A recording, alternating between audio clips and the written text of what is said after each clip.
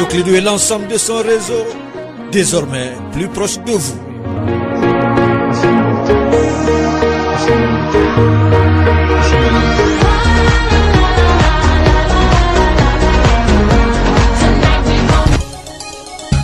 Le sport, les infos, la musique, l'actualité, le tout amusé et servi à chaud pour vous sur Radio Clédou.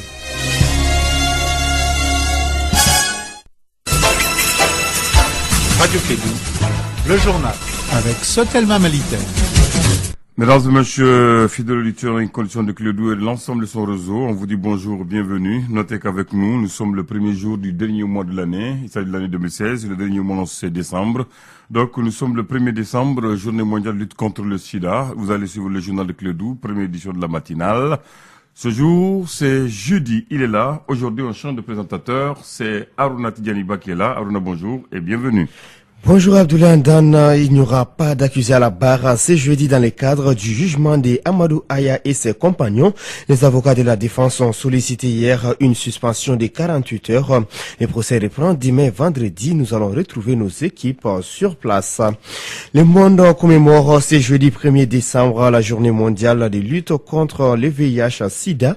En prélude à cette manifestation, le Haut Conseil national de lutte contre le sida a tenu hier jeudi une conférence de presse sous le thème « Les Mali sur la voie de l'élimination du VIH-Sida à l'horizon 2030 ». On fera le point dans cette matinale avec Fanta Diakité. Sur la scène internationale, jour d'élection présidentielle en Gambie, ce 1er décembre, 3 candidats briguent la magistrature suprême. Yaya Jammeh, quant à lui, au pouvoir depuis 22 ans, cherche un 5e mandat. Sur les plans sportifs, les Mali jouera la finale du tournoi UEMOA des Nations. Hier, en dernière journée des poules, les locaux se sont imposés face à la Côte d'Ivoire, 1-0 au stade de Kigué à Lomé. Voici pour vous les sommaires. Bonjour à tous et bienvenue.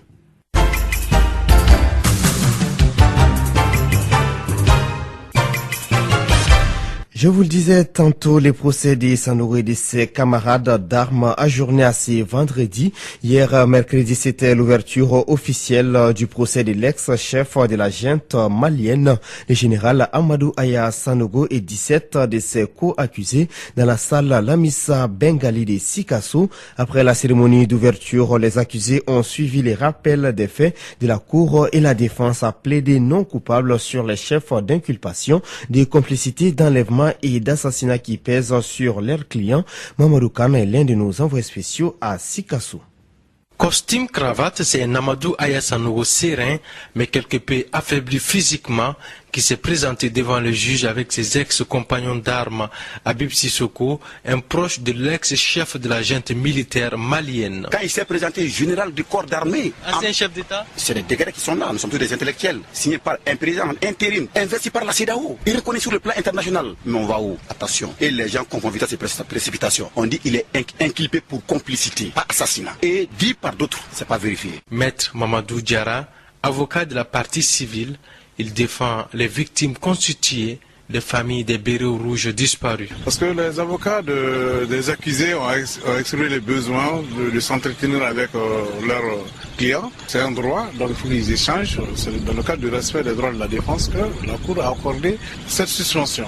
Et nous pensons que le droit sera dit et nous aurons tous droit à un procès équitable. Même son de cloche du côté de la défense, Maître Sangaré, un des avocats des accusés. Tout le monde attend la vérité, autant les victimes que les accusés. Et le peuple malien lui-même veut la vérité dans ce dossier. Est-ce que la vérité va s'éclater? Nous sommes venus pour ça. Nous sommes venus pour ça et nous allons nous battre pour ça avec les moyens de droit. On ne sortira pas du droit. Les reports du procès salués par Clémence Bectart de la FIDH, la Fédération internationale des droits de l'homme. Nous serons présents vendredi matin à 9h à la reprise des débats. Ce que nous espérons, c'est qu'il n'y aura pas de manœuvre pour demander ensuite d'autres suspensions ou des renvois et que le procès va bien pouvoir avoir lieu et que les débats au fond vont pouvoir effectivement commencer à partir de vendredi. Maître Mokhtar Mariko, président de l'AMDH, l'Association malienne des droits de l'homme. D'aucuns pensaient qu'on allait systématiquement tout rejeter et d'aucuns ont même commencé à dire que c'est un procès politique. Donc tout le monde a compris que la Cour a du souci par rapport aux droits de la défense. Et nous-mêmes, on n'est pas malheureux et ça va donner beaucoup de crédit à ces procès. Mahamadou Kane, Sikasso, Radio Clédou. Parlant de ces procès, il est suivi par de nombreuses personnes. Certaines d'entre elles ont même effectué les déplacements pour pouvoir assister à ces jugements. Suivons les détails avec Zoumana Traoré, notre correspondant dans la cité verte du Kénédou. Considéré comme une phase historique dans la famille judiciaire du Mali, tout le Mali est représenté à Sikasso, y compris les premiers supporters de Sanoku. Kanté Aboubakar est venu de Kati. Donc nous attendons pour ce procès qu'il soit acquitté pur et simplement. Si vous avez vu que nous avons jusqu'ici et nous pensons qu'il n'est pas coupable. La mobilisation est forte chez les supporters du capitaine propulsé général. Ils sont nombreux à souhaiter le voir acquitté à l'issue de ces procès. On compte que ce procès soit franc et que toute réalité ou suspicion de réalité soit dégagée dans ce procès. On compte que ce procès soit un procès de justice, d'égalité et non d'interaction entre certains membres de la communauté. Moi je soutiens Amadou Aya seulement. J'aimerais qu'il soit libéré. Saloum Traoré, directeur de Amnesty International, souhaite qu'à l'issue de ces procès, toutes les vérités seront levées à la satisfaction des parents des victimes. Nous nous attendons vraiment à ce que la vérité soit dite et que les victimes ne soient pas laissées pour compte. Je voudrais qu'on fasse la justice réellement parce qu'en fait, c'est des accusations extrêmement graves qui sont là et je suis certain que les accusés aussi ont leurs avocats et je pense qu'il y aura un bon débat et à la fin de ce débat, je souhaite que la vérité jaillisse. Madame Diallo, Aminata Diallo, est la mère d'un soldat tombé. Je souhaite que le projet va bien passer aussi. Vous avez un enfant? Oui, il s'appelle Bouye Diallo, soldat deuxième classe. Oui, je suis parent des victimes. Bon, j'ai mon frère de là qui s'appelle Yeba Traoré. Moi, je veux que la justice soit à la hauteur pour juger les criminels là. Oui, j'ai confiance à la justice de mon pays. Ces parents des victimes comptent sur l'application stricte du droit. Bon, ce que j'attends de ces projets, moi je veux que la justice soit équitable. Comme le président de la République a toujours dit que nul n'est au-dessus de la loi. Donc on veut que la loi soit s'appliquer. Ce professeur d'université n'attend pas beaucoup de ce procès. Ce procès est un procès partiel. On dit le dossier Bréau Rouge. Et par rapport au dossier Bréau Rouge, si on essaie de juger Aya et ses compagnons, sans les Bréau Rouges, je dirais que la justice n'est pas du tout équitable dans la mesure où s'il y a deux personnes qui sont en conflit et vous voulez vraiment les séparer, les juger et donner une bonne justice, vous devez vraiment, les deux parties doivent être présentes.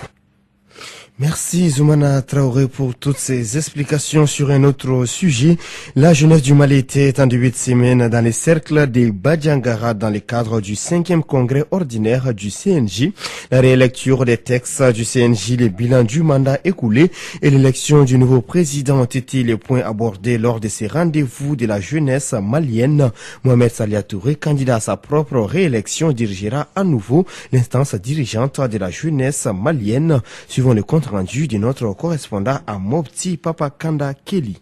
Mohamed Salia Touré est le nouveau président du Conseil national de la jeunesse du Mali. Il dirige un bureau de 45 membres, dont 9 femmes. Son combat, c'est de réunir l'ensemble de la jeunesse du Mali. Mohamed Salia Touré, président du Conseil national de la jeunesse du Mali. Il n'y a pour moi qu'une seule jeunesse, celle du Mali. Je veux dire que notre organisation sera à la disposition de tous les jeunes. Ma priorité sera donc, avec mon équipe, de mettre tout en œuvre pour que les jeunes aient toujours envie de se parler, de se comprendre, de travailler ensemble. La jeunesse s'est exprimée, elle a choisi d'innover. Nous en avons l'illustration parfaite dans les nouveaux textes qui ont été adoptés. La jeunesse, je le disais tantôt, nous avons choisi le changement. Nous le mettrons en œuvre parce que notre pays en a besoin. Mais on le fera tous ensemble dans un esprit d'union et de fraternité. La jeunesse du Mali a fait montre de responsabilité et les autorités du pays se disent prêtes à les accompagner dans leur combat. Amadou Koïta, ministre de la Jeunesse et de la Construction citoyenne. Pour que ce congrès se passe dans un climat apaisé, dans un climat serein. Nous remercions également les délégués, la jeunesse malienne dans son ensemble qui vient de montrer encore qu'elle est une jeunesse responsable, qu'elle est une jeunesse qui a le sens de la responsabilité. En tant que ministre de la Jeunesse et de la Construction citoyenne, nous ne pouvons que nous en féliciter et réitérer encore notre disponibilité totale à accompagner ce nouveau bureau qui vient d'être mis en place et faire en sorte que la jeunesse malienne, qui est aujourd'hui l'espoir de notre nation, la jeunesse malienne qui est notre présent et notre futur, que cette jeunesse soit mise dans des conditions idoines pour qu'elle puisse apporter ce qu'elle sait faire. Le congrès se tenait du 27 au 28 novembre 2016 dans la cohésion et dans un climat de paix. Papa Kanda Kele Amobti pour Radio Clédou.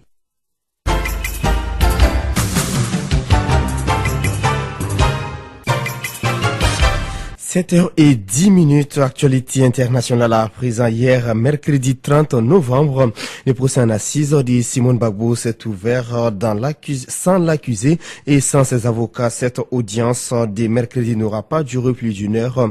Constatant l'absence de Simone Gbagbo et de ses déclarés et de ses avocats dans les box des accusés, le juge Bouaki Kouadjo à peine étonné a déclaré qu'un huissier de justice devrait signifier à l'ex-première dame sa citation à comparaître ce jeudi dans le cadre de ces procès pour crimes contre l'humanité, faute de quoi si Simone Gbagbo et ses avocats persistent dans leur refus de se présenter, les avocats d'office seront désignés et le procès se poursuivra sans elle, a déclaré Ali Yeo. Le procureur général Simone Gbagbo et sa défense ont décidé de boycotter ces procès car ils n'ont pas obtenu la comparution des témoins clés selon eux comme Guillaume Soro ou l'ex-chef d'état-major Philippe Mangou.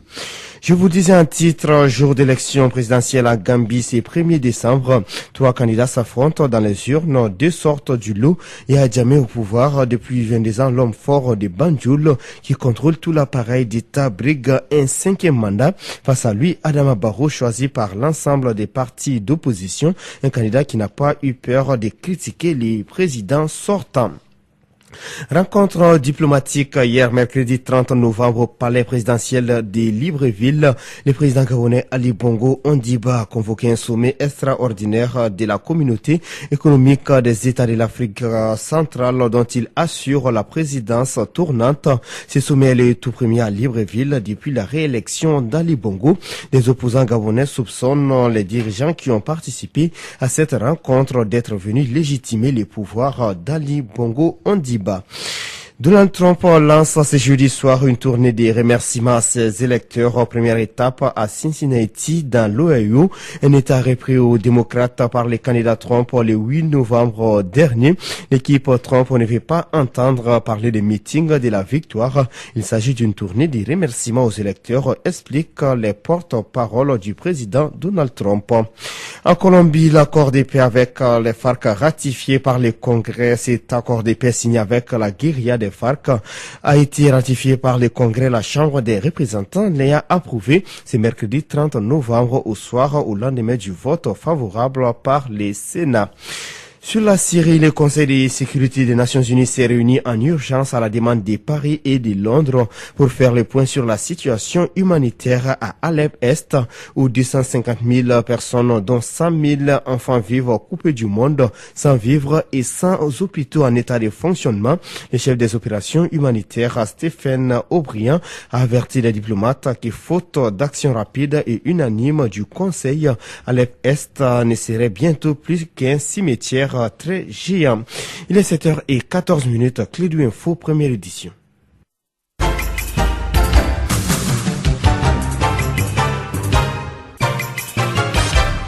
Retour à l'actualité nationale, les Mali sur voie de l'élimination du VIH-Sida à l'horizon 2030. L'information a été donnée lors d'une conférence de presse tenue hier au Conseil national de lutte contre les sida. Elle se tient en prélude de la journée mondiale de lutte contre le VIH-Sida qui est commémorée ce jeudi 1er décembre 2016. Panta Diakité, compte rendu. En 2014, pour l'effectivité de l'élimination, l'objectif 0 a été décliné en stratégie d'intervention 3x90. De plus, lors de la 70e session de l'Assemblée générale des Nations unies, le président de la République, Ibrahim Boubacar Keïta, a réaffirmé son engagement pour éliminer le sida au Mali à l'horizon 2030. Cependant, notre pays est confronté à un problème de prise en charge des PV-VIH. Le site de prise en charge des personnes vivant avec le VIH-Sida sont-ils suffisants? Des éléments de réponse avec Malik Sen, secrétaire exécutif du Haut Conseil de lutte contre le sida.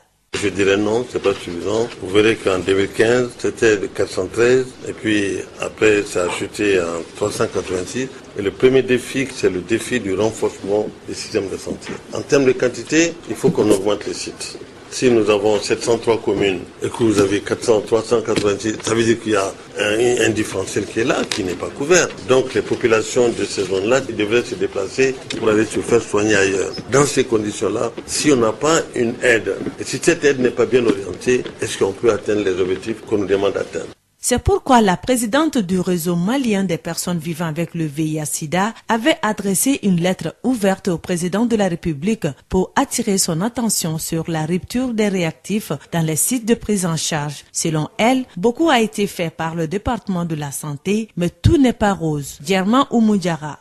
Il y a toujours vraiment une difficulté qui est là, ça c'est par rapport vraiment au fait qu'il y a toujours les ruptures de réactifs pour le dépistage. Vraiment, on veut aller vers l'élimination totale de cette infection à VIH, mais quand même il y a quelques ruptures vraiment qui perdurent toujours. Mais je pense que les autorités, monsieur le secrétaire exécutif du Haut Conseil national de lutte contre le sida, aussi qui a promis de prendre toutes les dispositions pour que tous les Maliens puissent vraiment bénéficier du dépistage.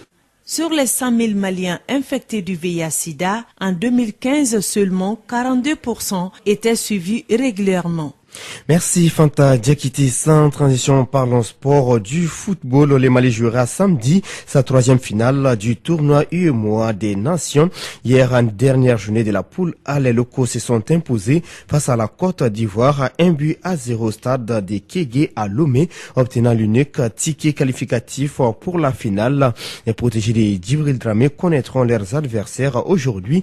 À l'issue des derniers matchs de la poule B, le Sénégal affronte la Guinée-Bissau et le Burkina Faso sera face au Bénin.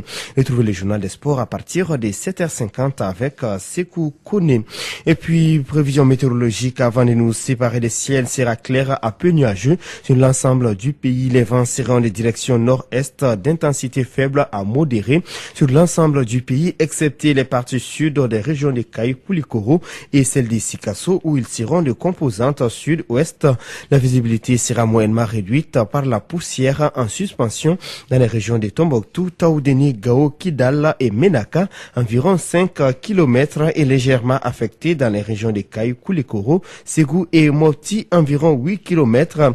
Les températures seront sans grand changement sur l'ensemble du pays. Prévision sur les districts de Bamako et environ, le ciel sera clair à peu nuageux avec un vent venant du nord-est d'intensité faible à modérée. Les températures maximales et minimales prévues pour la journée sont respectivement de 36 et 21 degrés Celsius. Le coucher du soleil est prévu à 18h05. Il est 7h18. Nous sommes au terme de cette édition, la première des Clés d'Où Actualité. Merci à vous de l'avoir suivi. Présentation Arunaba, à la technique Abdoulaye Andan Djiti.